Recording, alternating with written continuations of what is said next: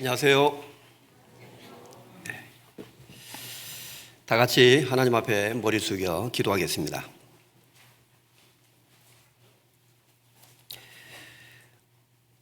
우리를 언제나 사랑하시는 살아계신 거룩하신 하나님 아버지 감사드립니다. 주님을 알지 못하고 죄인으로 태어나서 온갖 죄를 지으며 하나님의 뜻을 거역하고 살아가던 저희들, 우리를 긍휼히 여기시고 불쌍히 여기셔서 이 땅에 육신을 입고 오셔서 우리 대신 십자가의 죽으심으로 그 보배로운 피를 흘리시고 우리의 모든 죄를 깨끗이 그리고 영원히 주님의 보배로운 피로 용서해 주신 그 하나님의 사랑과 은혜를 인하여 감사와 찬송을 하나님께 돌립니다. 이 시간 주님의 보배로운 피로 구원받은 성도들 함께 모여 하나님의 그 크신 은혜를 다시 한번 기억하고 또 하나님께 감사하며 찬양하는 시간을 갖게 해주신 것을 감사드립니다. 이제 우리의 남은 모든 육체의 때 다시는 우리 자신만을 위해서 살지 않고 우리를 위하여 죽었다가 다시 사신 주님을 위하여 살 수 있게 하여 주시고 우리 모두 하나님 앞에서 귀하게 쓰임받고 하나님의 교회 안에서 교제하고 봉사하며 또 전도하며 하나님의 영광을 나타내는 그 일에 함께 참여하다가 주님 앞에 설 수 있도록 우리 모두를 인도해 주시기를 간절히 소망합니다. 우리 교회와 연결되어서 말씀을 듣고 있는 모든 사람들 일일이 하나님께서 기억해 주시고 우리 가운데 한 사람도 실족하거나 하나님의 이 은혜에서 떨어지는 사람이 없도록 주님의 자비와 사랑 베풀어 주시기를 함께 기도드립니다. 여러 가지 어려운 가운데 특별히 병중에 있으므로 고통 가운데 있는 성도들 주님께서 위로해 주시고 또 하나님의 말씀으로 힘 주시며 어떠한 상황에서든지 주님만을 의지하고 앞으로 더욱 나아갈 수 있도록 우리 모두의 삶을 주님께서 주장하시고 붙들어 주시기를 간절히 원합니다. 멀리 선교 지역에서 수고하시는 우리 선교사님들과 함께 고생하는 우리의 가족들, 그곳에서 복음을 지키고 또 복음을 담대히 전함으로 이 마지막 때에 하나님의 영광을 나타낼 수 있도록 함께해 주시기를 간구드립니다. 오늘도 처음부터 마치는 시간까지 주 성령님께서 우리 각 사람과 함께해 주시기를 원하며 우리를 죄에서 구원해 주신 주 예수 그리스도의 이름으로 기도드렸습니다. 아멘. 먼저 성경 로마서 6장 찾겠습니다. 로마서 6장 1절에서 11절까지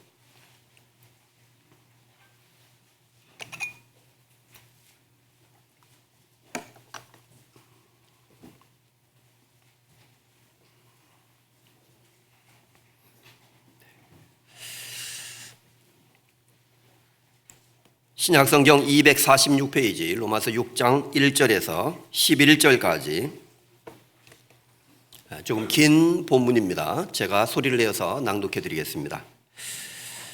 그런즉 우리가 무슨 말하리요? 은혜를 더하게 하려고 죄에 거하겠느뇨? 그럴 수 없느니라. 죄에 대하여 죽은 우리가 어찌 그 가운데 더 살리요? 무릇 그리스도 예수와 합하여 세례를 받은 우리는 그의 죽으심과 합하여 세례 받은 줄을 알지 못하느뇨? 그러므로 우리가 그의 죽으심과 합하여 세례를 받음으로 그와 함께 장사되었나니 이는 아버지의 영광으로 말미암아 그리스도를 죽은 자 가운데서 살리심과 같이 우리로 또한 새 생명 가운데서 행하게 하려 함이니라. 만일 우리가 그의 죽으심을 본받아 연합한 자가 되었으면 또한 그의 부활을 본받아 연합한 자가 되리라. 우리가 알거니와 우리 옛사람이 예수와 함께 십자가에 못 박힌 것은 죄의 몸이 멸하여 다시는 우리가 죄에게 종로로 타지 아니하려 함이니 이는 죽은 자가 죄에서 벗어나 의롭다 하심을 얻었음이니라. 만일 우리가 그리스도와 함께 죽었으면 또한 그와 함께 살 줄을 믿노니 이는 그리스도께서 죽은 자 가운데서 사셨음에 다시 죽지 아니하시고 사망이 다시 그를 주장하지 못할 줄을 알미로라. 그의 죽으심은 죄에 대하여 단번에 죽으시며 그의 살으심은 하나님께 대하여 살으심이니 11절은 같이 소리내서 읽겠습니다. 이와 같이 너희도 너희 자신을 죄에 대하여는 죽은 자요 그리스도 예수 안에서 하나님을 대하여는 산 자로 여길지어다. 지난 몇 주간 예정된 대로 선교 여행을 잘 마치고 돌아왔습니다. 먼저 프랑스 파리에 들려서 수양회를 하고 그 다음 주는 동구권의 루마니아라고 하는 나라에 우리 의정부에서 후원하는 루마니아 선교를 마치고 이렇게 돌아왔습니다. 서유럽에서 가장 잘 사는 나라라고 하는 프랑스와 또 루마니아는 통계에 의하면 동유럽에서 가장 못 사는 나라로 이렇게 여겨지고 있다고 합니다.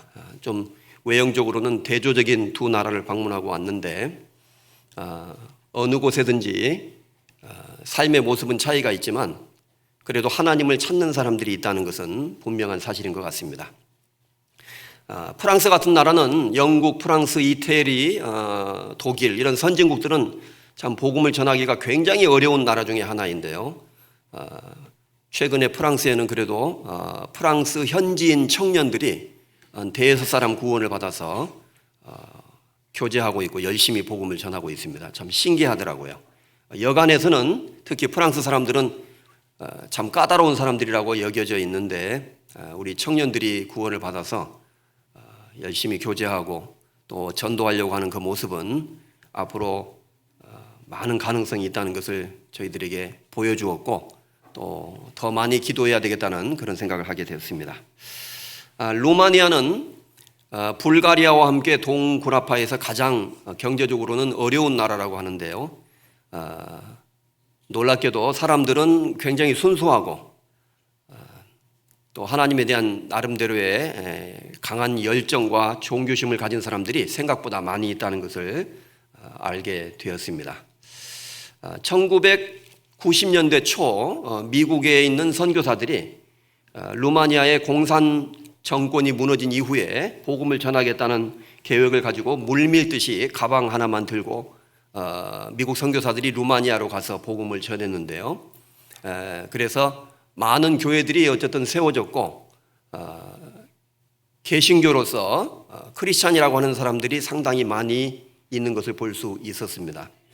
그 중에는 복음을 확실히 깨달은 사람도 좀 있는 것 같고 그런데 대부분의 루마니아 사람들은 이제 오늘날의 오순절 교회, 그 펜테코스탈이라고 하는 오순절 교회의 영향을 받아서 방언, 신유의 은사, 그리고 병고침 이런 이제 그 외형적인 기적이 나타나는 그런데 아주 그 강력하게 매료가 되어서 수많은 사람들이 거의 오순절 교회의 모습을 하고 있는 그래서 외형적으로는 기독교인이라고 하지만 참다운 복음을 알지도 못하고 또 전하지 못하는 그런 모습을 보이고 있었고 그곳에 우리 교회가 세워져서 두 군데 너서웃 교회와 비스트리차 너서웃 교회는 한 50여 명 지금 현재 모이고 있고요.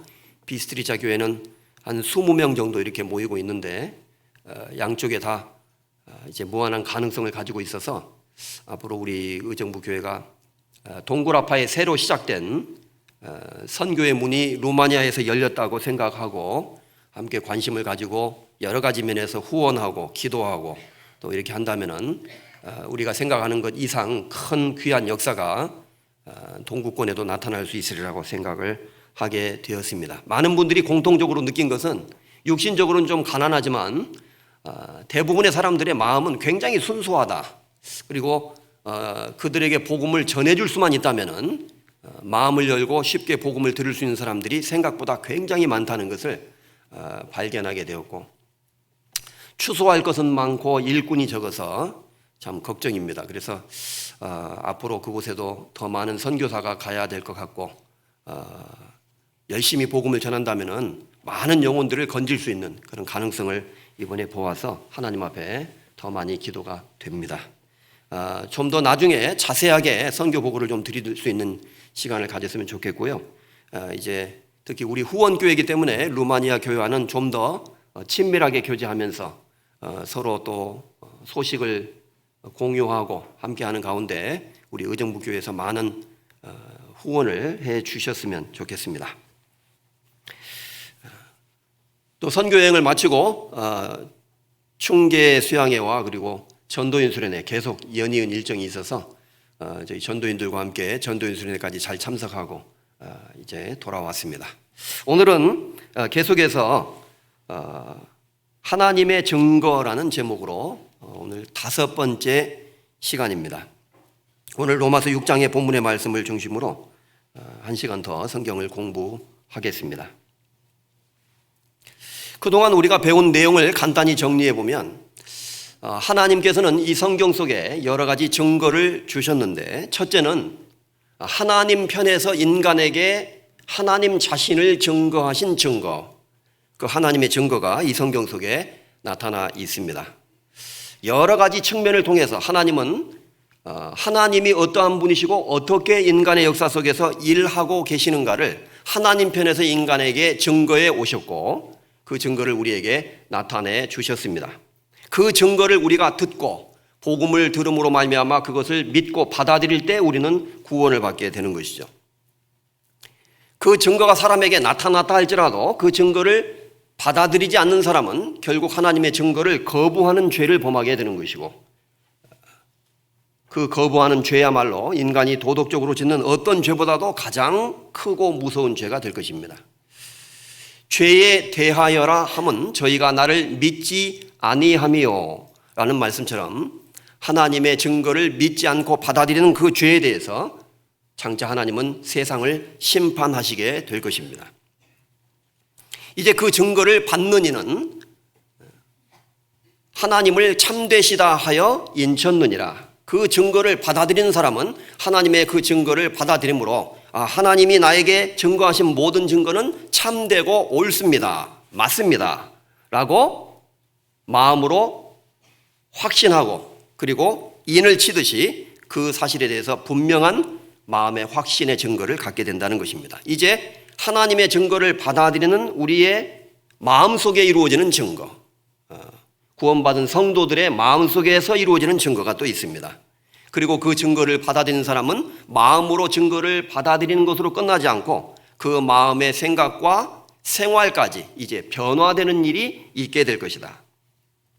그래서 성령께서는 구원받은 그리스도인의 영혼 속에 들어오셔서 중생의 씻음과 성령의 새롭게 하심으로 하셨나니 라는 말씀처럼 이제 구원받은 그리스도인의 마음속에 확신을 주실 뿐만 아니라 그들의 마음과 생활을 새롭게 하시는 일을 하시게 됩니다. 그 새롭게 하시는 일이 구원받은 그리스도인의 삶 속에 나타나게 되고, 그것이야말로 우리가 하나님의 증거를 믿음으로 받아들였다는 분명한 외형적인 증거가 될 것입니다. 자, 이제 이 로마서 6장의 말씀은 지난 시간에 배웠던 내용을 연속해서 이제 어떤 사람이 하나님께서 자신에게 주신 그 증거를 믿음으로 받아들였다면은 그 사람의 마음과 생활 속에서 새롭게 되는 일이 계속되게 되는데, 그 새롭게 되는 그 사람의 삶 속에서는 이제 더 이상 구원받기 이전처럼, 하나님을 알기 이전처럼 죄를 짓거나 또 죄를 사모하거나 사랑하거나 죄를 즐기거나 계속해서 죄를 짓는 그러한 삶을 살 수가 없게 되고, 이제 새로운 생명을 받은 그리스도인들은 죄를 싫어하고 또 죄를 미워하고, 그리고 그 죄를 이길 수 있는 힘까지 주셔서 우리가 완전해지지 않았다 할지라도 그 죄를 이기고 극복하는 삶을 살 수 있도록 하나님이 그렇게 구원받은 사람의 삶 속에서 역사하시고 이끌어 가신다는 사실을 설명하고 있습니다. 그래서 어떤 사람이 예수 그리스도의 보혈의 피로 죄사함을 받았다라고 믿고 고백한다면은 그것을 믿고 고백할 뿐만 아니라 실제로 구원받기 이전처럼 죄를 짓는 삶을 살지 않고 변화되는 삶, 새로운 삶을 살아가게 됨으로써 그 사람이 진정으로 예수님의 사랑과 그 죄사함의 은혜를 믿은 사람이 되었다는 것을 증거하게 된다는 것입니다. 다시 말해서 구원받은 사람의 삶 속에서 나타나는 증거. 여기 4절에 그리스도를 죽은 자 가운데서 살리신 것 같이 우리로 또한 새 생명 가운데서 행하게 하려 함이니라. 여기 중요한 말씀이죠. 새 생명 가운데서 행하게 하려 함이니라. 그래서 구원받은 그리스도인들은 하나님이 주신 그 새 생명을 힘입어서 새로운 생명이 생겼고 누구든지 그리스도 안에 있으면 새로운 피조물이라. 이전 것은 지나갔으니 보라 새 것이 되었도다 라는 말씀처럼 이제 과거는 청산되었고 이제 새 것이 되었으므로 실질적으로 새로운 생명을 하나님이 주신 것이다. 그리고 그 하나님이 주신 새 생명 가운데서 행하게 된다. 새로운 생명의 힘으로 말미암아 신앙생활하는 구원받은 사람의 변화된 삶의 역사가 나타나게 될 것을 말하고 있습니다. 그리고 또한 동시에 새 생명 가운데서 행하게 하려 함이니라. 그것이 하나님의 뜻이라는 것을 말하고 있죠. 네가 정말로 구원을 받았고 하나님의 생명을 받은 사람이라면 그 생명을 받은 사람처럼 생명을 받은 사람답게 행해야 된다. 하나님은 그렇게 우리가 살아가기를 더욱더 원하시게 된다는 것입니다. 또 우리 마음속에는 그렇게 살고자 하는 마음의 소원이 생기게 된다는 거죠. 하나님도 그것을 원하시고 우리 구원받은 사람의 마음속에도 그렇게 살고자 하는 열망이 생기게 되고 이 두 가지가 합해져서 이제 하나님의 뜻에 순종하고 복종하는 그 결과는 더 이상 구원받기 이전처럼 죄를 짓지 않고 죄를 멀리하고 죄를 싫어하고 더 나아가서 죄를 극복하면서 살아갈 수 있게 만들어준다는 겁니다. 우리가 분명히 아는 것은 구원받은 이후에 구원받은 그리스도인들이 죄를 전혀 짓지 않는 삶을 살 수 있을까요? 그것은 아닙니다. 그것은 내 양심도 알고 있고 우리 모두가 함께 알고 있는 것이죠. 우리는 분명히 죄를 전혀 짓지 않는 완전한 삶을 살 수는 없습니다. 그렇게 살고 싶지만 그렇게 되지는 않아요. 왜냐하면 우리가 구원을 받았다는 것은 우리의 영혼이 구원을 받아서 새로운 생명이 우리에게 주어졌다는 뜻이지, 그 말은 우리가 죄를 전혀 짓지 않는 신령한 사람이 되었다는 것을 의미하지는 않는다는 것입니다. 구원을 받았다 할지라도 죄를 지을 수 있는 가능성과 또 죄를 지을 수 있는 찬스는 얼마든지 여전히 존재하게 된다는 것이죠. 왜냐하면 우리가 구원을 받은 것은 영혼이 구원을 받은 것이지 우리 몸까지 아직 구원받은 것은 아니에요. 그래서 베드로전서 1장에는 예수를 너희가 보지 못하였으나 사랑하는도다. 믿고 말할 수 없는 영광스러운 즐거움으로 즐거워하니 믿음의 결국 곧 영혼의 구원을 받음이라. 영혼이 구원받은 거예요. 육체는 아직 구원받지 않았습니다.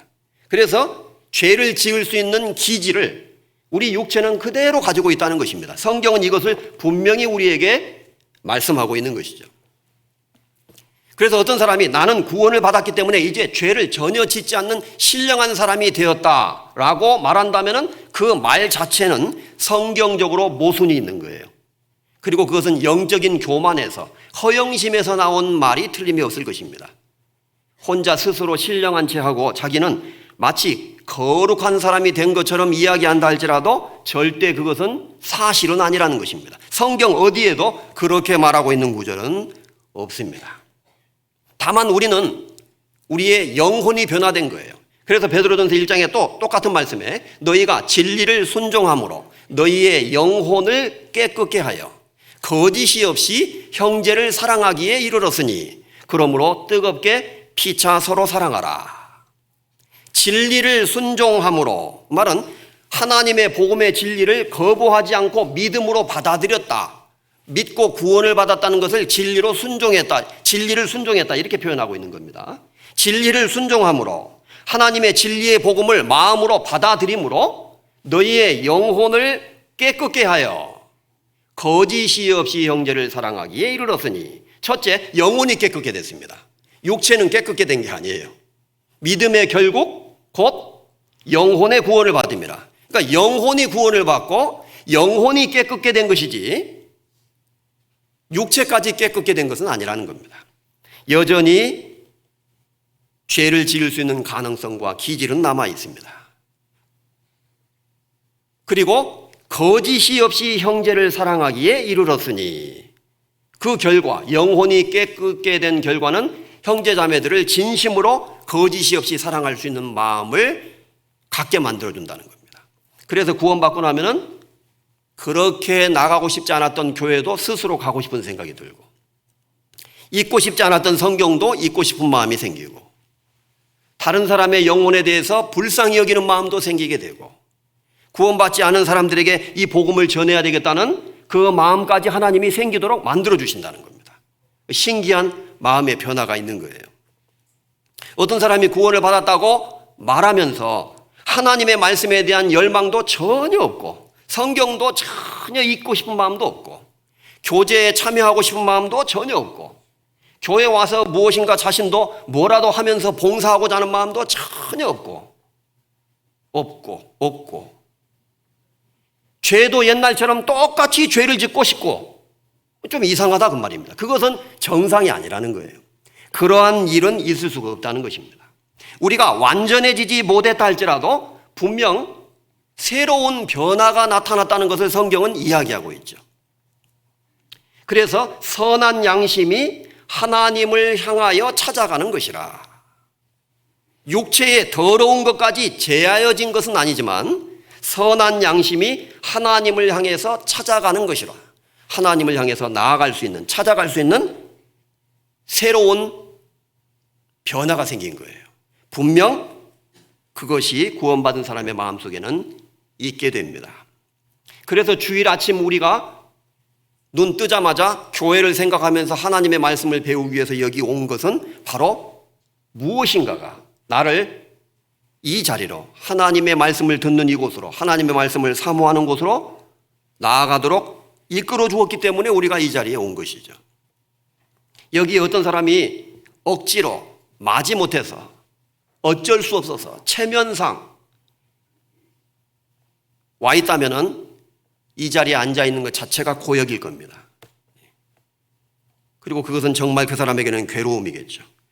분명 구원받은 사람의 마음과 생활 속에는 새로운 변화를 하나님이 가져다 주시게 됩니다. 그리고 그 변화 중에 하나, 여러 가지 변화가 있지만 그 중에 하나는 죄에 대한 태도가 달라지게 된다는 거예요. 아직 죄를 지을 수 있는 기질은 남아있지만 그러나 죄를 대하는 태도는 분명히 달라지게 됩니다.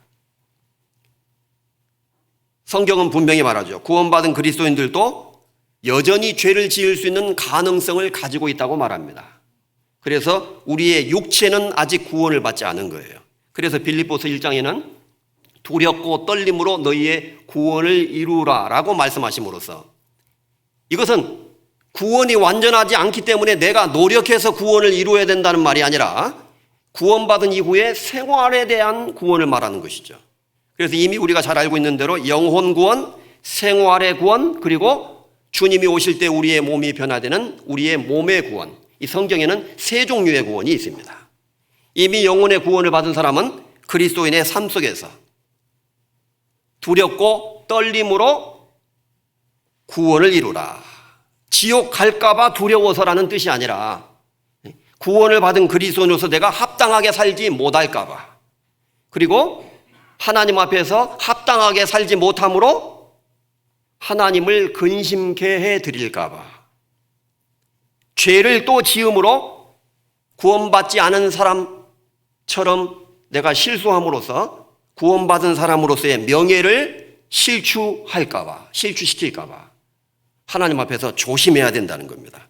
그래서 그 결과로 하나님 앞에 더 나아가서 징계를 받을까봐 두렵고 떨림으로 너희의 구원을 이루라.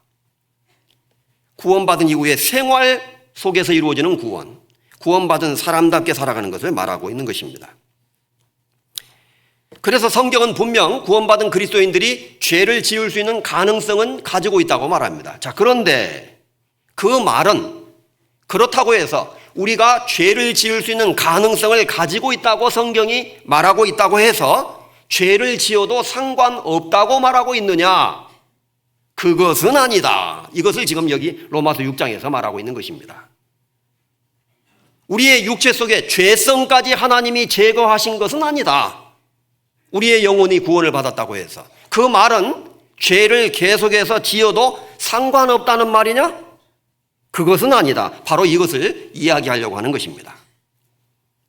그래서 구원받은 그리스도인들은 죄를 지을 수 있는 가능성이 여전히 남아있고, 또 우리로 하여금 죄를 짓도록 하는 유혹이 세상에 남아있고, 사탄도 살아있고 역사하고 있고 우리가 죄를 지을 수 있는 가능성은 너무나 많이 있다 할지라도 그런즉 우리가 무슨 말 하리요? 하나님의 은혜를 더하게 하려고 죄에 계속 거하겠느냐? 그럴 수 없느니라. 계속 죄를 지으면서 구원받기 이전처럼 구원받지 않은 사람처럼 계속해서 살아갈 수 있겠느냐? 그것은 아니다. 그렇게 살아서는 안 된다. 그럼 어떻게 살아야 되느냐? 죄를 지을 수 있는 가능성이 있고 죄의 기질도 아직 남아있고 세상에 죄를 짓도록 만드는 유혹이 있다 할지라도 그러나 구원받은 그리스도인들은 우리는 죄를 계속해서 지으면서 살아가서는 안 되는 사람들이라는 것을 알아야 된다. 그래서 그 죄를 이기고 죄를 극복하고 죄에게 더 이상 종노릇하지 말고 죄를 이김으로 말미암아 이제 하나님의 뜻에 순종하는 삶을 살아감으로써 하나님께 영광을 돌리는 삶을 살아가게 될 때 하나님이 그것을 기뻐하신다. 네가 정말로 하나님의 증거를 마음으로 믿음으로 받아들이는 사람이 되었다면 그 증거를 받은 사람답게 너의 삶 속에서도 새 생명 가운데서 행해야 될 것이 아니냐? 이렇게 이야기를 하고 있는 것입니다. 다시 말해서 구원받은 그리스도인들의 성도들의 삶 속에서 나타나는 증거. 어떤 증거?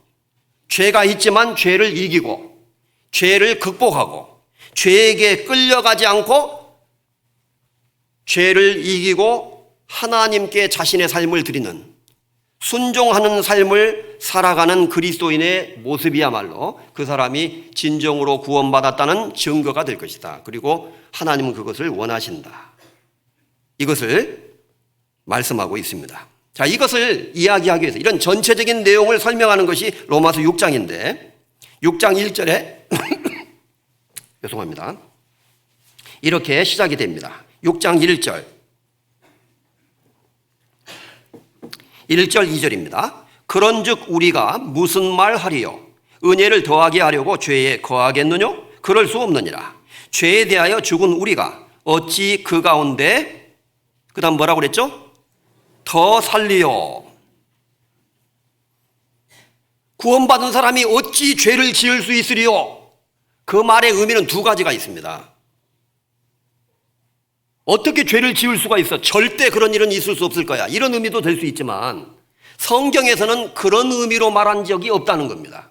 왜냐? 하나님은 우리의 육체까지 구원받지 않았다는 것을 이미 아시기 때문에 구원받은 그리스도인들이 죄를 지을 수 있는 가능성을 가지고 있다는 것은 이미 알고 계셔요.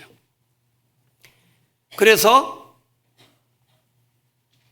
우리 속에 죄를 지을 수 있는 가능성은 있지만 어찌 그 가운데 더 살리요? 그 말은 죄 가운데 산다는 표현은 그 사람의 완전한 삶의 방식을 이야기하고 있는 겁니다. 이것은 이게 죄를 한 번이라도 지을 수 있느냐 없느냐 그런 가능성을 말하는 것이 아니라 죄 가운데 산다. 그리고 더 살리요. 구원받기 이전처럼 구원받은 이후에 계속해서 똑같이 그렇게 죄를 짓고 살 수 있겠느냐 이런 의미입니다. 그럴 수 없느니라. 죄에 대하여 죽은 우리가 어찌 그 가운데 더 살리요. 그것을 말하기 위해서 1절에 그런즉 우리가 무슨 말 하리요? 은혜를 더하게 하려고 죄에 거하겠느냐? 그럴 수 없느니라. 은혜를 더하게 하려고 죄에 거하겠느냐? 그럴 수 없느니라. 이게 무슨 말일까요? 이 내용은 5장 끝부분과 연결되어 있습니다. 5장 그 앞에 20절입니다. 5장 20절. 율법이 가입한 것은 범죄를 더하게 하려 함이라. 그러나 죄가 더한 곳에 은혜가 넘쳤나니. 여기 죄가 더한 곳에 은혜가 넘쳤나니 이런 말씀이 있습니다. 인간의 죄가 많아진 만큼 그 큰 죄를 용서하시는 하나님의 사랑과 은혜가 넘치도록 나타난 거다. 이렇게 성경은 이야기하고 있습니다. 우리가 하나님 앞에 크고 악독하고 또 너무나 많은 죄를 범했지만 그 죄를 용서하시고 사하시기 위해서 하나님 편에서는 사랑을 나타내셨어요. 하나님의 사랑이 우리에게 나타내신 바 되었으니 하나님은 사랑이시라. 하나님이 그 사랑을 나타내신 겁니다. 어떻게? 십자가에 죽으셔서 피 흘리시고 죄인을 위해서 대속의 죽음을 죽으심으로 나타내신 거예요. 그래서 성경에 로마서 앞부분에 이미 5장에서 말하고 있죠. 의인을 위하여 죽는 자가 쉽지 않고 선인을 위하여 용감히 죽는 자가 혹 있거니와. 우리가 아직 죄인 되었을 때 그리스도께서 우리를 위하여 죽으심으로 하나님께서 우리에 대한 하나님의 사랑을 나타내신 것이다.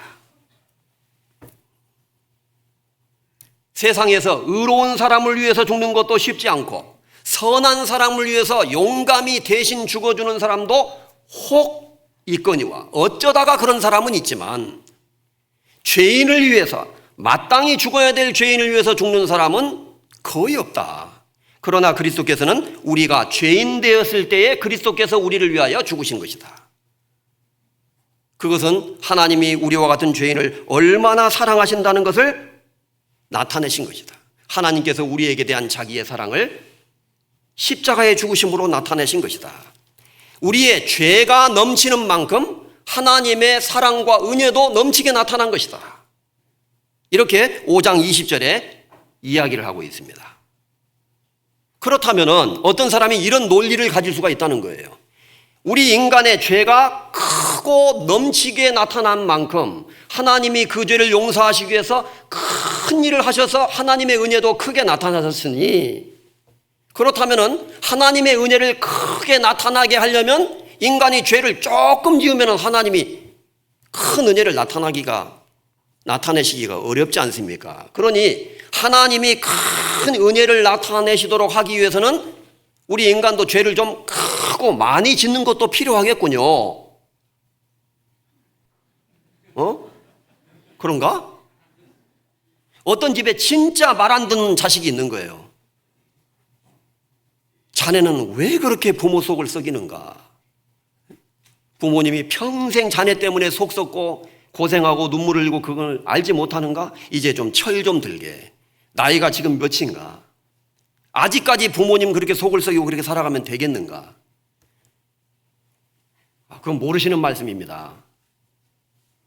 저 같은 자식이 있어야 부모님의 사랑이 얼마나 크고 놀랍다는 것이 나타나는 거 아니겠습니까? 다 저 말고 저 옆집 애들처럼 말 잘 듣는 애들만 있어 보세요. 그러면 말 잘 듣는 애들만 있으면 부모님이 말 안 듣는 자식들을 용서하시는 그 부모님의 큰 사랑을 부모님이 어떻게 나타내시겠습니까? 그러니까 가끔 저 같은 자식도 좀 있어야 됩니다.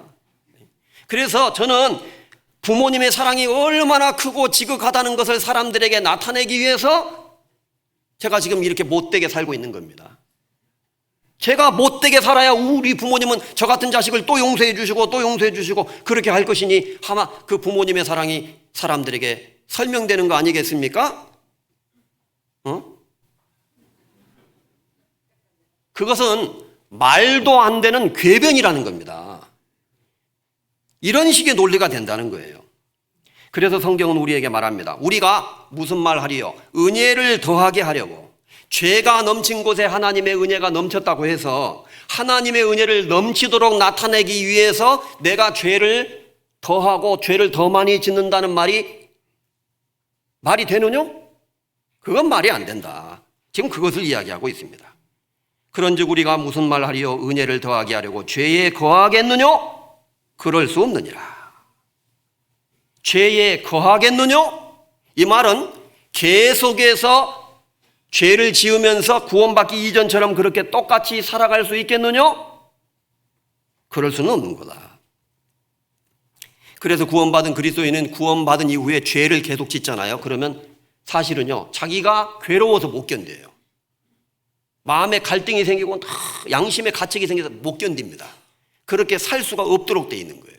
그래서 반드시 돌이킬 수밖에 없도록 하나님이 그렇게 역사해 주시는 거예요. 어떤 사람이 구원받았다고 하면서 계속 죄를 지으면서 그리고 옛날보다 더 많은 죄를 지으면서 세상에서 완전히 살아가는데 구원은 받았다고 말한다. 그것은 비정상이라는 겁니다. 설령 유혹을 받아서 죄에 빠질 수는 있어도 그 다음에 계속해서 그렇게 살아갈 수는 없는 거예요. 돌이킬 수밖에 없도록 만들어 주십니다. 성경 이 말씀 잡아놓고 베드로 후서 386페이지입니다. 베드로 후서 2장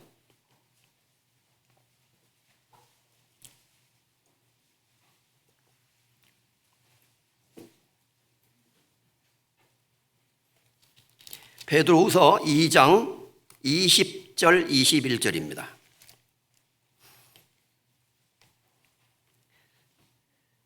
제가 읽겠습니다. 베드로후서 2장 20절. 만일 저희가 우리 주 되신 구주 예수 그리스도를 알므로 세상의 더러움을 피한 후에 다시 그 중에 얽매이고 지면 그 나중 형편이 처음보다 더 심하리니 의의 도를 안 후에 받은 거룩한 명령을 저버리는 것보다 알지 못하는 것이 도리어 저희에게 나으니라. 참 속담에 이르기를 개가 그 토하였던 것에 돌아가고 돼지가 씻었다가 더러운 구덩이에 도로 누웠다 하는 말이 저희에게 응하였도다.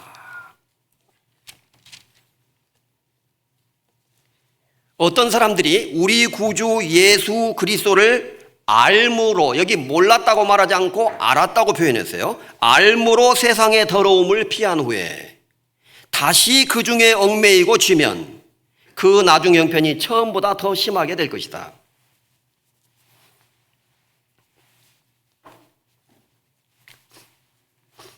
자, 성경에서 우리가 읽을 때 저희 이렇게 나오잖아요. 그럼 성경이 이 저희가 누구를 가리키는지 문맥을 잘 이해해야 돼요. 그래서 성경을 이해할 때 어떤 사람들은 성경 구절 한 구절 딱 가지고 그것을 바로 자기에게 적용시킨다든지 어떤 사람에게 적용시키는 경우가 있는데 그것은 성경을 잘못 해석하게 되는 경우를 범하게 되죠. 성경에서는 그, 저희, 우리, 그때, 지금, 나중에 다 의미하는 바가 다르죠.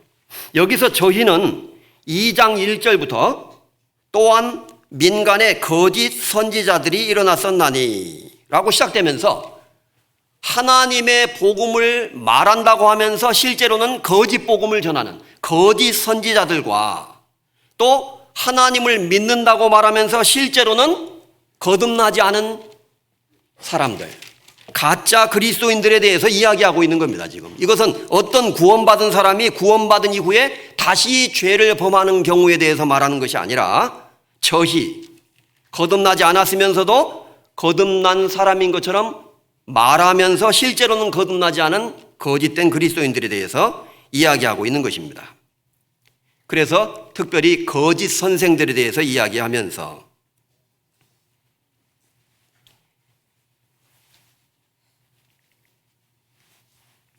15절에 보면 저희가 바른 길을 떠나 미혹하여 부올의 아들 발람의 길을 쫓는도다. 거짓 선지자 발람의 예를 들면서 17절에 이 사람들은 물 없는 샘이요 광풍에 밀려가는 안개니.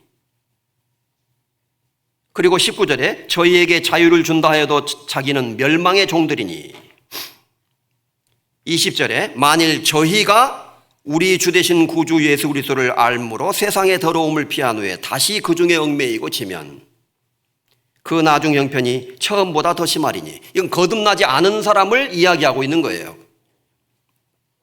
그래서 어떤 사람이 복음을 듣고 예수를 믿는 것처럼 잠깐 고백을 할 수도 있고 간증을 할 수도 있지만 참으로 거듭난 생명이 없는 사람은 새 생명 가운데서 행하게 하려 함이니라 라는 로마서 6장의 말씀이 그 사람의 마음과 생활 속에서 이루어질 수가 없기 때문에, 다시 말해서 새 생명을 받은 일이 없기 때문에 나중에 그 나중 형편이 처음보다 더 나쁘게 되게 된다는 겁니다.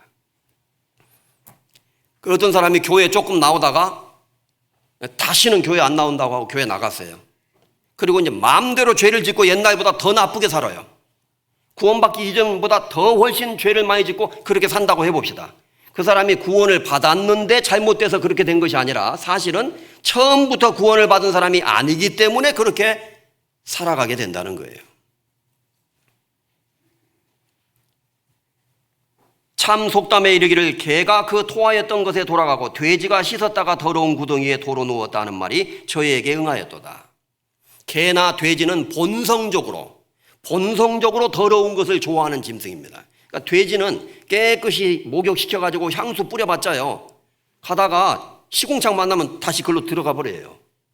들어 누워버립니다. 본성적으로 그것을 좋아하기 때문에. 그러니까 기독교인들 중에 거듭나지 않은 기독교인들도 교회 생활을 일시적으로는 할 수 있지만 참으로 거듭나지 않은 사람은 새 생명 가운데서 행하게 하려 함이라 라는 말씀이 안 이루어지니까, 새 생명이 없으니까 이렇게 살다가 어떤 죄를 지을 수 있는 기회가 주어지고 세상으로 갈 수 있는 기회가 주어지면요, 원래 자기가 거기 살던 곳이거든. 아예 그냥 그 속으로 쏙 들어가 버립니다. 그래서 완전히 그 사람의 삶이 엉망진창이 되게 되는 그런 경우가 생길 수가 있다는 것이죠. 본성적으로 다르다는 겁니다.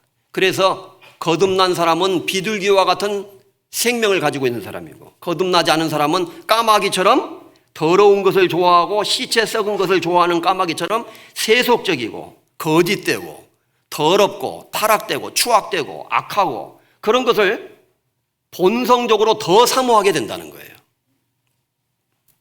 구원받은 그리스도인은 이제 비둘기와 같은 성령을 받았고, 이제 하나님 앞에서 새로운 마음을 하나님이 주셨기 때문에 새로운 생명 가운데서 행하게 된다는 것입니다. 그런즉 우리가 무슨 말 하리요?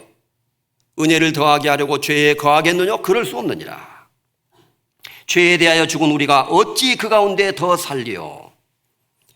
구원받은 그리스도인들이여, 우리는 이제 더 이상 구원받기 이전처럼 죄 가운데서 계속해서 살 수 없는 사람들이라는 것을 기억하십시오. 여러분은 어떤 사람이 됐습니까? 여러분은 이제 더 이상 죄인이 아닙니다. 하나님은 여러분을 의로운 사람으로 간주하십니다. 하나님도 여러분을 죄인으로 보지 아니하시고 의로운 사람으로 여기십니다. 따라서 여러분 스스로가 자신을 옛날처럼 구원받기 이전처럼 살아가는 죄인으로 스스로를 여기지 마십시오. 여러분은 이제 죄인이 아니라 의인이 된 것입니다. 이것을 상기시킴으로써, 내가 어떤 사람이 되었는가를 상기시킴으로써 어떻게 살아갈 수 있는 동기를 부여하는 거예요.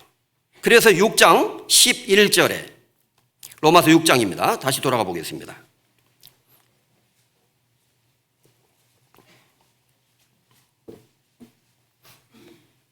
247페이지. 로마서 6장 11절 큰 소리로 같이 읽겠습니다. 이와 같이 너희도 너희 자신을 죄에 대하여는 죽은 자요 그리스도 예수 안에서 하나님을 대하여는 산 자로 여길지어다. 오늘 이 로마서 전체의 말씀의 결론이 되는 말씀이라고도 할 수 있습니다. 여기서 가장 중요한 말씀 한번 따라서 해보겠습니다. 여길지어다. 여길지어다. 네, 여기 로마서 6장에서 가장 중요한 단어 중에 하나가 여길지어다라고 할 수 있어요. 이와 같이 너희도 너희 자신을 죄에 대하여는 죽은 자요 하나님께 대하여는 산 자로 여길지어다. 여기서 여기란 말은 그렇게 간주하라, 그렇게 계산하라, 그렇게 정산해라, 이런 의미입니다. 이 로마서에는 특별히 여길지어다라는 말이 굉장히 많이 사용되고 있어요. 제가 사전에 찾아보니까 여길지어다 이 말이 성경 전체에 41번 나오는데 19번이 로마서에서 사용이 됐습니다. 여길지어다. 로마서 4장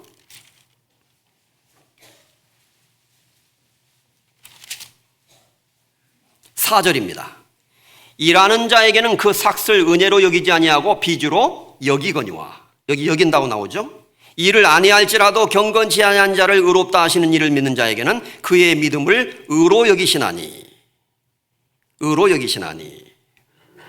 9절 그런즉 이 행복이 할례자에게뇨 무할례자에게뇨 대저 우리가 말하기를 아브라함에게는 그 믿음을 의로 여기셨다 하노라. 10절 그런즉 이를 어떻게 여기셨느냐. 아이고 이거 뭐 다 읽다 보면요 4장에 굉장히 많이 나와요. 동그라미 치고 아마 집에 가셔서 한번 여길지어다 나올 때마다 동그라미를 한번 쳐보세요. 얼마나 많이 나오는지. 하나님은 여기시는 것을 좋아하시는 것 같아. 자, 이 말씀의 포인트는 이것입니다. 우리는 구원을 받을 때 하나님이 내 죄를 십자가의 보혈의 피로 용서해 주신 것을 믿음으로 구원을 받았어요. 그것을 믿음으로 죄사함을 받았습니다. 그리고 하나님은 나를 죄인으로 더 이상 여기지 아니하시고 의인으로 여기셔요. 내가 실제로 죄가 전혀 없는 사람이기 때문에 나를 의인으로 여기시는 것이 아니라 예수 그리스도를 믿는 그 믿음을 하나님이 보시고 나를 의인으로 여기십니다. 그래서 재미있는 이야기가 있잖아요. 옛날 교회학교에서 교회학교 선생님이 아이들에게 질문을 했대요. 학생들 잘 들어보세요. 하나님은 전능하신 하나님이에요. 하나님은 하실 수 없는 것이 전혀 없답니다. 아무것도 못 하시는 것이 없어요. 하나님은 다 하실 수 있죠. 근데 어떤 학생이 선생님, 하나님 못 하시는 거 딱 하나 있는데요. 맹랑하게 어떤 아이가 손을 들더라는 거예요. 이 녀석이 건방지게 하나님 못하는 게 어디 있어? 아니에요. 하나님 못하는 게 있습니다. 계속 얘기하는 거예요, 얘가. 그래서 그래? 뭔지 한번 얘기해봐. 하나님도 못하시는 게 있죠. 하나님은요, 제 마음속에 있는 피를 통해서 그 뒤에 있는 저의 죄를 못 보셔요. 가만히 들어보니까 맞는 얘기거든. 100점. 맞다. 네 말도 맞다. 하나님은 우리 구원받은 사람들이 의지하고 있는 그 예수 그리스도의 피를 통해서 피 뒤에 숨겨져 있고 가리워져 있는 우리의 죄를 못 보십니다. 아니, 정확히 말하면 안 보십니다. 그러니까 우리가 구원을 받을 때 하나님은 그 믿음을 의로 여기셔요. 그 죄를 가리우심을 받는 자는 복이 있고 그 죄를 인정치 않는 사람은 복이 있도다 함과 같으니라. 이 인정한다는 말과 여긴다는 말이 같은 단어예요. 하나님은 그 죄를, 우리 마음속에 있는 죄가 있지만 죄를 죄로 여기지 않으신다는 겁니다. 더 이상. 그래서 아브라함을 믿음을 보시고 의로 여기신 것처럼 우리가 예수 그리스도를 믿을 때 그 믿음을 보시고 우리를 의인으로 여기셔요. 이제 우리는 더 이상 하나님이 죄인으로 보지 않고 우리를 의인으로 보신다는 겁니다. 그래서 오늘 이 중요한 말씀에 이와 같이 로마서 6장 11절에 너희도 너희 자신을 죄에 대하여는 죽은 자요 그리스도 예수 안에서는 하나님을 대하여는 산 자로 여길지어다. 하나님이 나를 죄인으로 여기지 않고 의인으로 여기신다는 것입니다. 그러니까 나도 나를 죄인으로 여겨서는 안 되고 의인으로 여겨야 된다는 거예요. 계산을 잘해야 된다는 겁니다.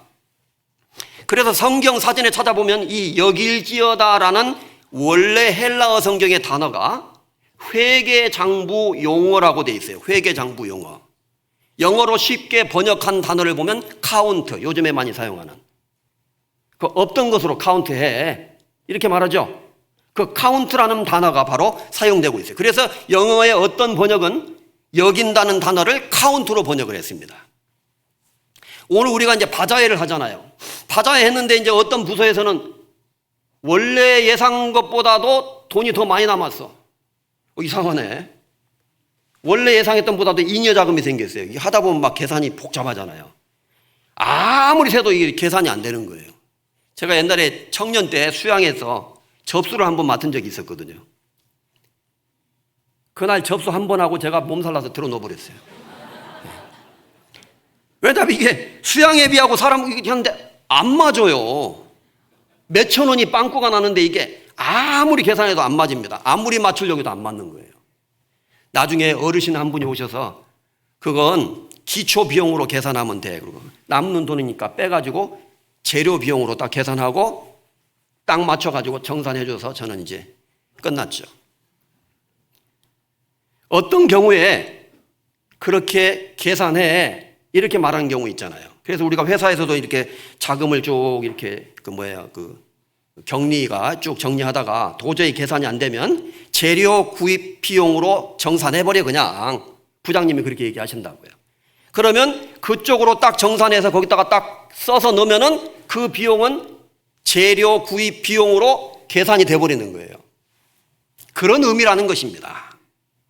하나님은 우리가 예수 그리스도의 보혈을 의지하고 우리의 죄를 용서해 주신 것을 믿을 때에 우리를 의인으로 간주해 버리시는 거예요. 내가 실제로 의인이 되어서 의인이 아니라 의인인 것처럼 나를 간주하신다는 겁니다. 아주 중요한 개념이에요. 그래서 오늘 이 로마서 4장에도 일하는 자에게는 그 일하는 자에게는 그 싹을 은혜로 여기지 아니하고 빚으로 여기거니와 일을 아니할지라도 경건치 아니한 자를 의롭다 하시는 일을 믿는 자에게는 그의 믿음을 의로 여기시나니. 좀 복잡하죠. 처음 성경 읽는 분은 좀 어렵겠지만 사실은 쉬운 내용입니다. 어떤 사람이 열심히 남의 집에 가서 일을 했어요. 스타벅스에 가서 한 달 동안 일을 했습니다. 사장님이 나에게 월급을 줘야 되는 거예요. 그런데 안 주셔요. 그러면 사장님이 나에게 빚을 진 셈이 된다는 겁니다. 그래서 사장님에게 가서 요구할 수 있어요. 사장님, 왜 저 월급 안 주세요? 빨리 주셔야 됩니다. 사장님, 저한테 100만 원 빚지셨습니다. 그래, 내가 너한테 100만 원 빚졌다. 이런 말이 성립이 된다는 겁니다. 일을 한 사람이 일을 한 대가로 받는 것은 은혜가 아니라 싹시다. 받아야 될 임금이라는 거예요. 월급. 그런데 일을 아니할지라도 경건치 아니한 자를 의롭다 하시는 일을 믿는 자에게는 그의 믿음을 의로 여기시나니, 의로 계산하시나니, 의로 정산하시나니, 이런 의미입니다. 그래서 아무것도 일한 것이 없지만 경건치 아니한 자를 의롭다 하시는 하나님의 은혜를 믿는 사람은 그 믿음을 의로 하나님이 정산하셔요. 그래서 하나님의 천국의 회계장부에는 의인으로서 이름이 올라가 있는 사람이 쫙 있다는 겁니다. 그 사람은 의로운 일을 해서 의인으로 지금 하나님이 간주하신 것이 아니라 예수 그리스도의 용서를 믿었기 때문에, 단지 믿었기 때문에 그 믿음을 의로 정산하신 거예요. 하나님이 회계 정산하셔서 믿는 사람은 전부 이쪽 계정으로 다 옮겼어요. 어디로? 의인으로 장부로 싹 옮겨버린 거예요. 안 믿는 사람은 계속 거기 있어요. 이런 의미입니다. 따라서 이와 같이 하나님도 너를 죄인으로 여기지 않고 너를 의인으로 여기시나니, 로마서 6장 11절에 이와 같이 너희도 너희 자신을 죄에 대하여는 죽은 자요 그리스도 예수 안에서 하나님을 대하여는 산 자로 여길지어다. 구원받은 그리스도인들은 회개 정산을 잘해야 돼요. 만약에 어떤 그리스도인이 구원받았다고 하면서 옛날처럼 계속 나쁜 짓을 하면서 죄를 짓고 살아가고 있다고 합시다. 그 사람 계산 잘못하고 있는 거예요. 지금 왜 구원을 받은 사람이 구원받지 않은 사람처럼 옛날처럼 똑같이 살아야 됩니까? 그건 모순이라는 겁니다. 또 어떤 사람, 이런 사람이 있어요. 저는 구원은 받았거든요. 죄사함 받았어요, 확실히. 그런데 주님을 위해서 사는 것은 좀 아직, 난 뭐 그냥 팔짱이나 딱 끼고 아무것도 하기 싫어요. 아무것도 안 하는 사람이 있다고 해봅시다. 그 사람은 그리스도 안에서 새 생명을 얻어서 살아난 사람이 됐음에도 불구하고 아무것도 안 하고 있는 거, 죽은 거나 마찬가지예요. 그 사람은 왜 산 사람이 자기를 죽은 사람처럼 여기고 있느냐, 지금. 산 사람이 됐으면 산 사람으로 여기고 산 사람처럼 살아야지. 그런 의미라는 것입니다. 그래서 이와 같이 너희도 너희 자신을 죄에 대하여는 죽은 자요 그리스도 예수 안에서 하나님을 대하여는 산 자로 여길지어다. 그래서 성경은 분명히 우리에게 말합니다. 구원받은 그리스도인들은 은혜를 더하게 하려고 죄에 거하겠느냐? 그럴 수 없느니라. 옛날처럼 계속해서 죄를 지으면서 그렇게 구원받지 않은 사람처럼 살아갈 수 있겠느냐? 그럴 수 없느니라. 그렇게 살아서는 안 됩니다. 왜냐? 우리는 죄에 대해서 이미 죽은 자가 되었기 때문이라는 것을 기억하십시오. 그러면 어떻게 살아야 됩니까? 그러니 하나님을 위해서 살아야 됩니다. 여러분이 정말로 구원을 받았다면 하나님을 향해서 사십시오. 하나님을 향해서 살아야 될 사람인 것처럼 그렇게 자신을 간주하셔야 됩니다. 회개정산을 잘 하시지요. 이런 의미예요. 그래서 어떤 사람은 구원을 받았다고 말하면서 전혀 구원받지 않은 사람처럼 주님을 위해서 사는 것이 없어요. 가만히 구경만 하고 있어요. 우리 가운데 구경꾼이 있습니까? 이제부터 너희는 외인도 아니요 손도 아니요 성도들과 동일한 시민이요 하나님의 권속이라. 우리는 외국인이 아닙니다. 손도 아닙니다. 손님도 아닙니다. 성도들과 동일한 시민이요 천국의 시민권자들입니다. 그 다음에 하나님의 권속입니다. 하나님의 가족입니다. 구원받았다고 하면서 어떤 사람은 교회만 왔다가 갔다가 1년, 2년, 3년, 10년, 20년 어떻게 교회를 계속 왔다가 갔다가 그 다음 아무것도 하고 싶은 것이 없어요. 주님을 위해서. 그렇다면은 정상적이지 않을 것이라는 겁니다. 그것은 뭔가 잘못됐다는 거죠.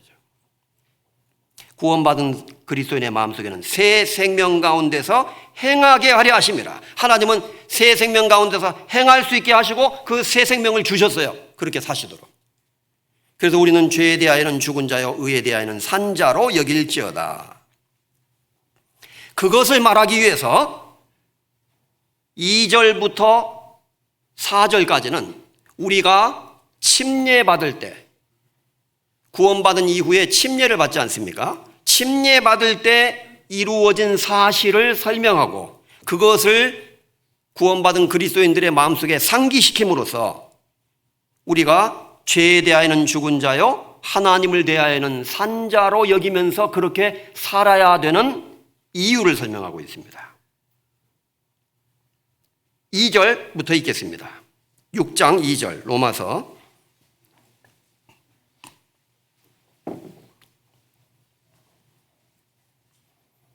로마서 6장 2절. 그럴 수 없느니라. 죄에 대하여 죽은 우리가 어찌 그 가운데 더 살리요.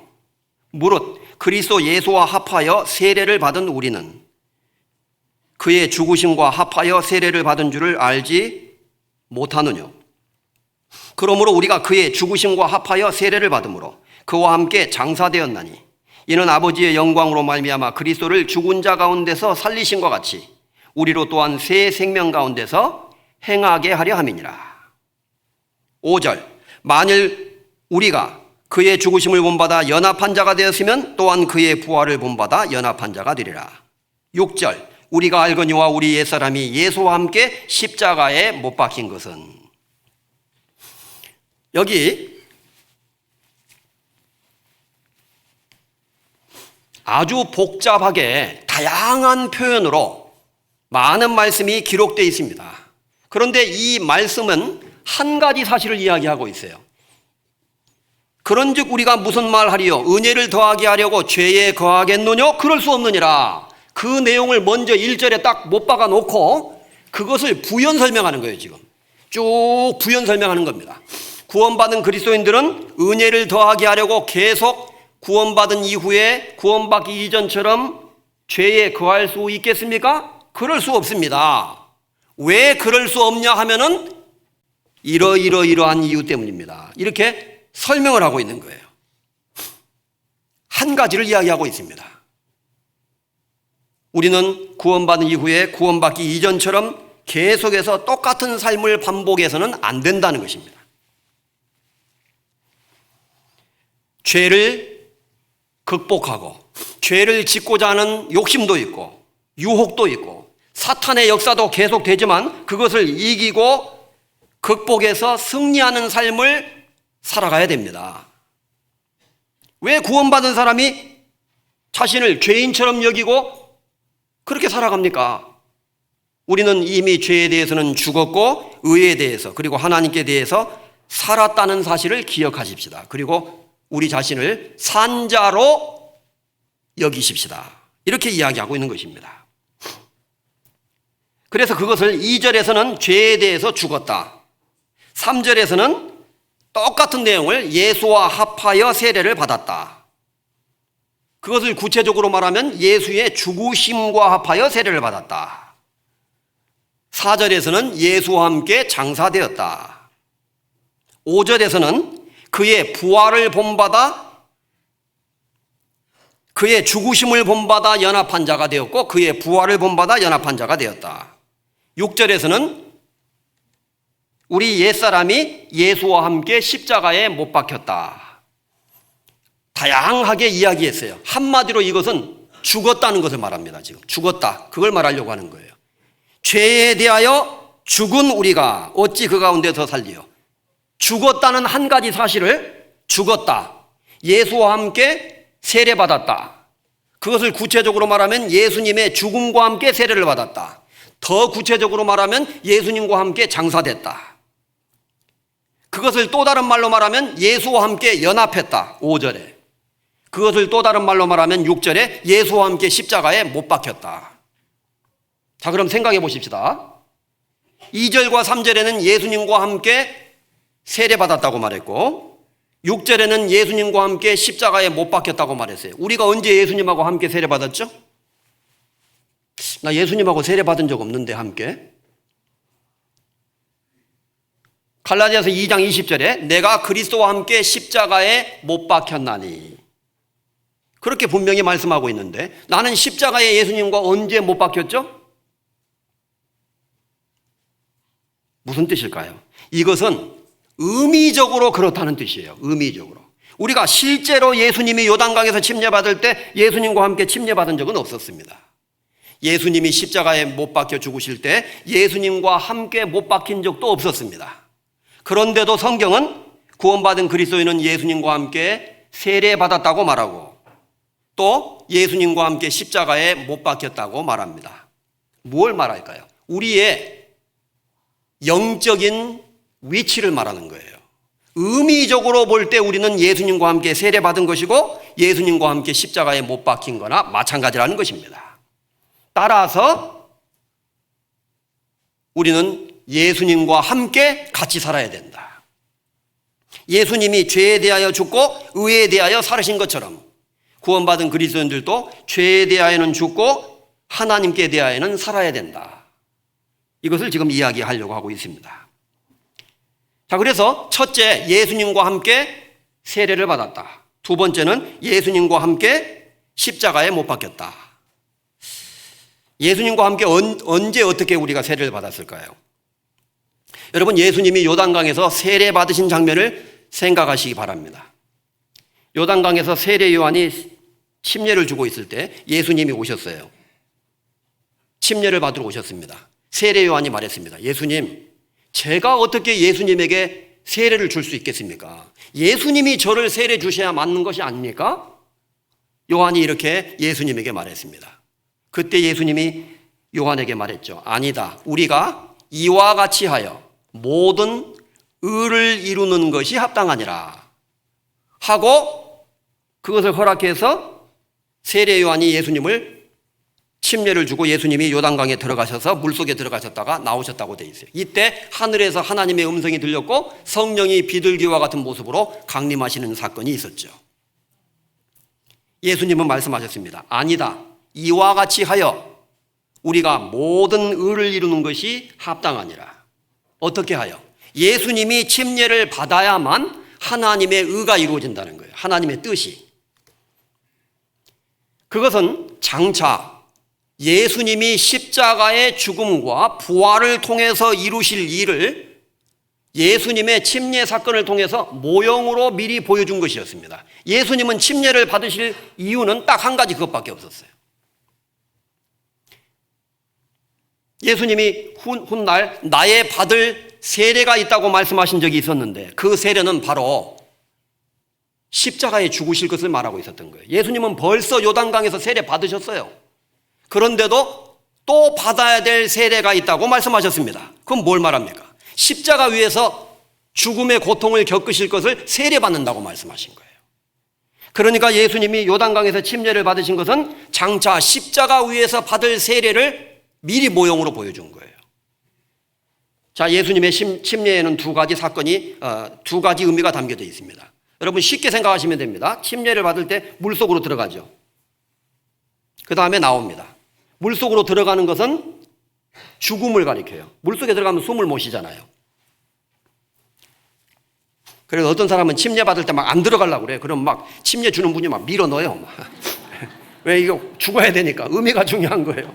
그래서 그냥 김치 담그듯이 그냥 물속에 왜 안 죽으려고 그래요? 이제 죽어야 돼. 그러니까 물속에 들어가는 것은 죽음을 가리켜요. 예수님이 우리 죄를 짊어지시고 무덤 속에 장사되실 것, 예수님의 죽음을 미리 예고편으로 보여준 겁니다. 그런데 예수님이 요단강에 들어가셔서 잠수하시고 계속 안 나오시면 어떻게 돼요? 큰일 나는 겁니다. 바로 올라오셨어요. 그건 예수님의 부활을 가리킵니다. 예수님의 죽음과 장사와 부활을 통해서 이루어진 사실이 속죄입니다.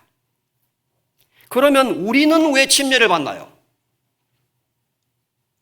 우리가 인간의 죄를, 인류의 죄를 예수님처럼 사시기 위해서, 그 일을 하기 위해서 침례를 받나요? 그건 아니죠. 우리는 그 일을 할 수 있는 자격이 없는 사람이죠.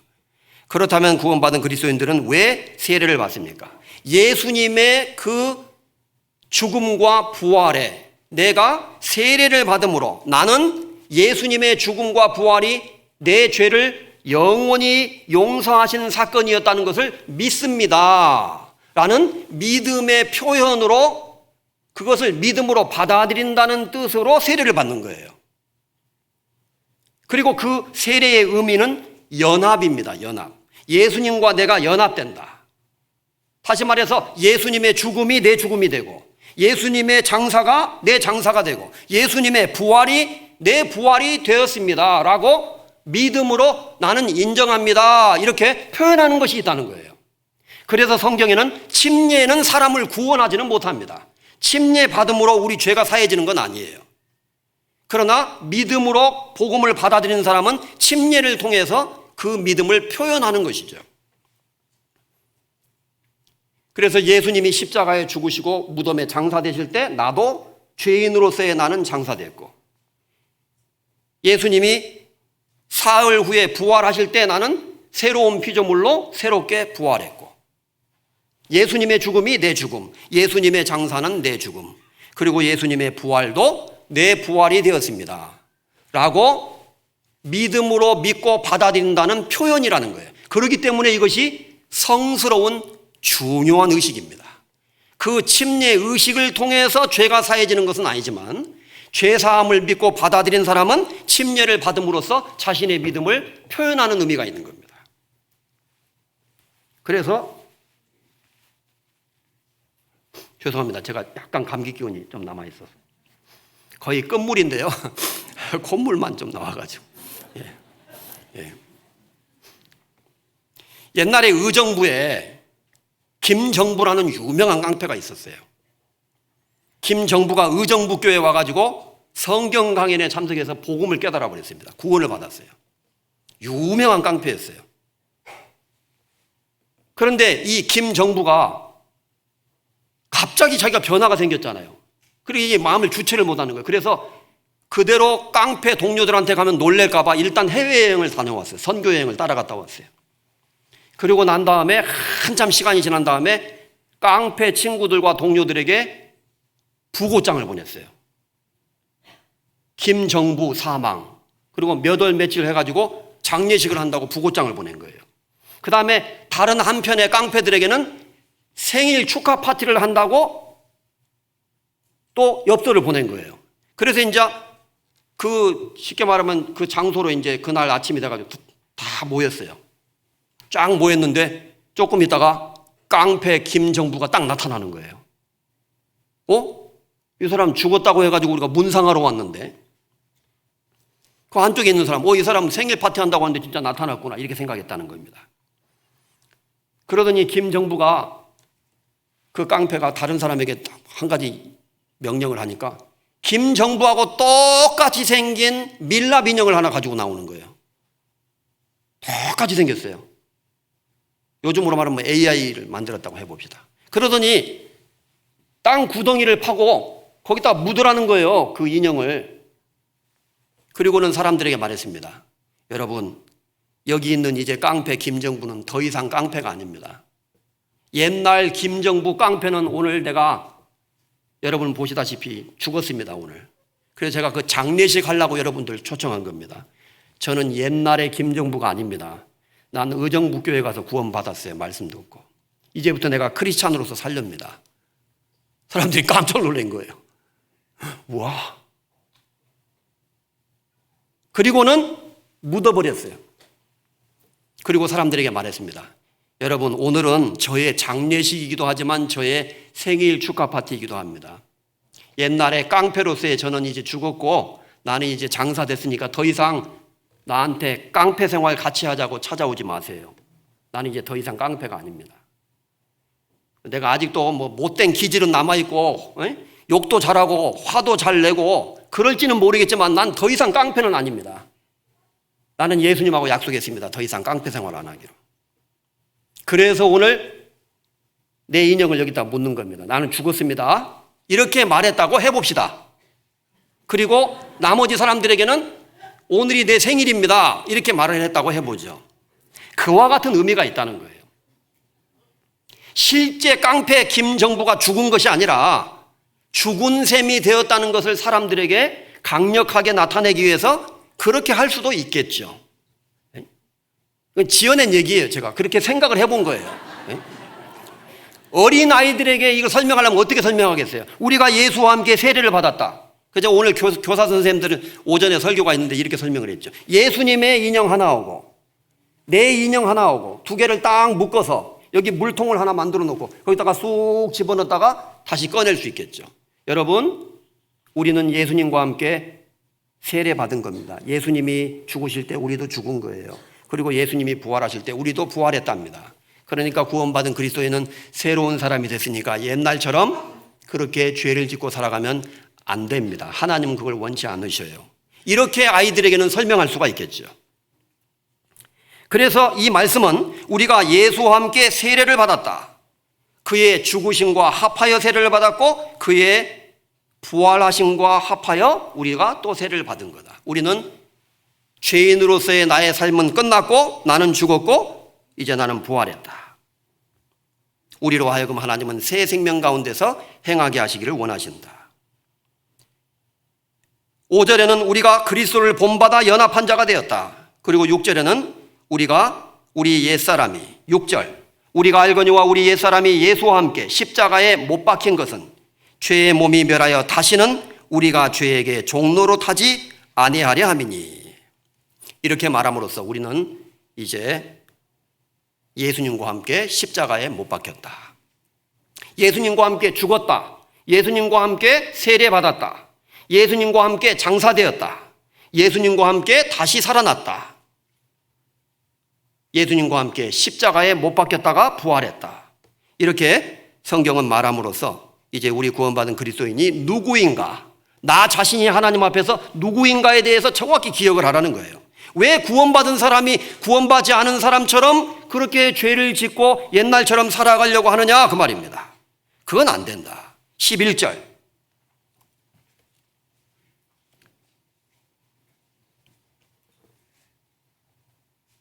17절을 먼저 읽겠습니다. 하나님께 감사하리로다. 로마서 6장 17절 한 구절 더 있습니다.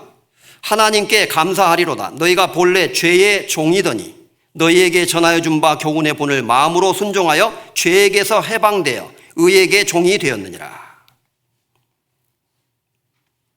13절에는 또한 너희 지체를 불의의 병기로 죄에게 드리지 말고 오직 너희 자신을 죽은 자 가운데서 다시 산 자같이 하나님께 드리며 너희 지체를 의의 병기로 하나님께 드리라. 죄가 너희를 주관치 못하리니. 13절에서 14절은 구원받은 사람은 의의 병기다.